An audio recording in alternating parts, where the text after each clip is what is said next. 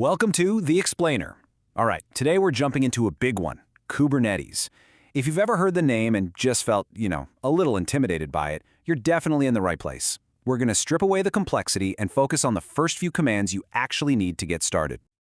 So let's be real, Kubernetes can feel, complex. You look at it and just wonder, where do I even begin? The secret, though, isn't to learn everything at once. It's knowing the right place to start. Think of this as the very first conversation you're ever going to have with your cluster. Let's just start with a simple sound check. Before we can build anything, before we can deploy anything, we just need to know if we can even talk to our cluster. It's literally like tapping a microphone and asking, is this thing on? This is the number one, most fundamental question. Forget about all the complicated configuration files for a second. All you need to know right now is the system up and running? Is anyone even home? And this command right here is your answer. Think of it as your digital handshake with Kubernetes. It doesn't build anything, it just sends a little ping to the Kubernetes brain, what's called the control plane, and asks, hey, you there? If you get a successful response back, you're golden. You're connected, and you're ready to go. It's the simplest step, but honestly, it's the most important one. Okay, so we've made contact. The cluster is alive and well. Awesome. Now what? Well, the next logical step is to figure out what kinds of things we can actually build in this environment. We need to take a look at the blueprints. So, how do we see this catalog of parts? With this command. Now, fair warning, this is going to spit out a huge list of stuff.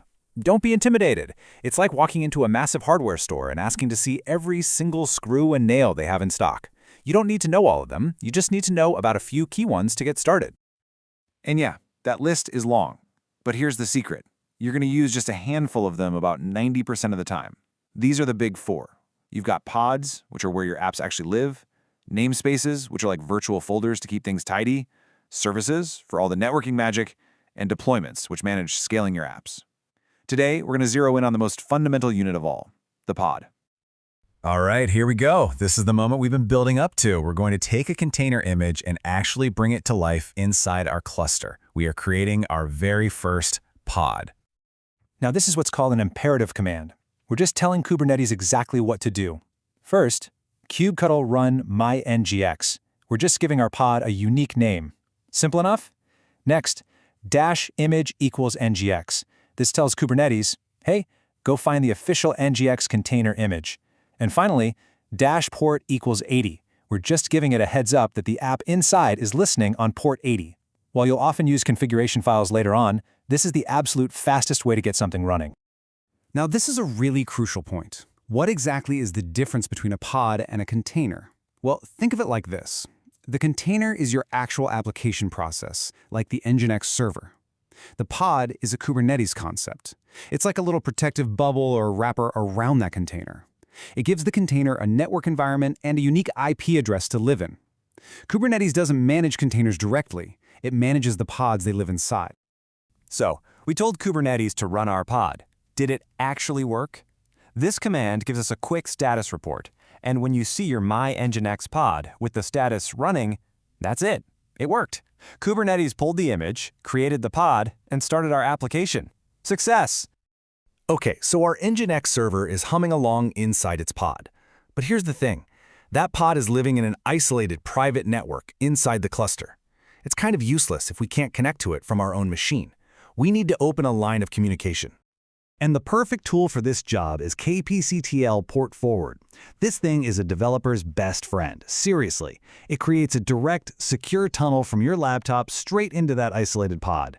It's a fantastic shortcut that lets you temporarily bypass all the complex cluster networking just to talk to your app. So here's what that command is actually doing. It's mapping port 9000 on your local machine directly to port 80 inside that my-ngin pod.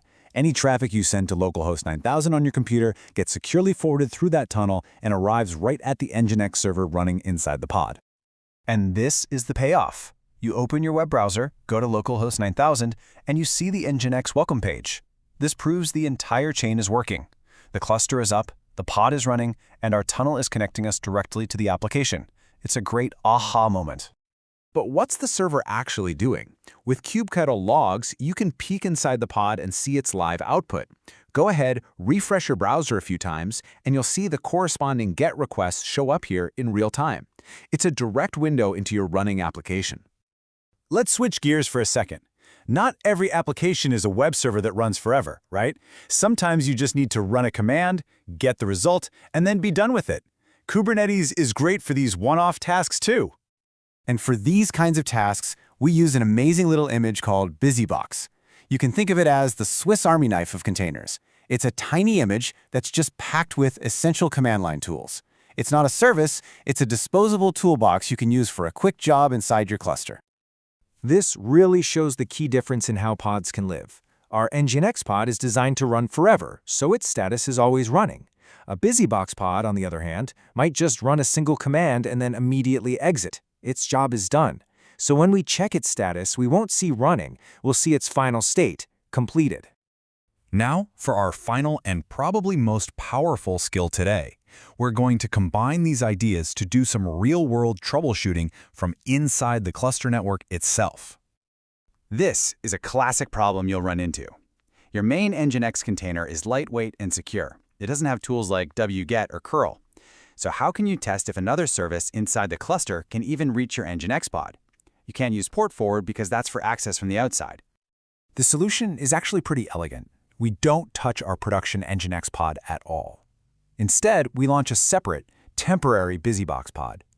This new pod lives on the same internal cluster network, and because it's our Swiss Army knife, it has all the tools we need, like wget ready to go. First, our diagnostic pod needs an address to aim for. Every pod gets its own private IP address inside the cluster. We can use this kubectl command to query the Kubernetes API and pull out just that single piece of information, the IP address of our NGINX pod. Now our diagnostic pod has a target. So let's just recap. We went from a simple "is it on?" check all the way to running an application, accessing it, and even troubleshooting its internal network. These are the fundamental building blocks of Kubernetes. But what happens when you need to manage not just one pod, but hundreds? Well, that's where concepts like deployments and services come in. And that's exactly what we'll cover in our next explainer.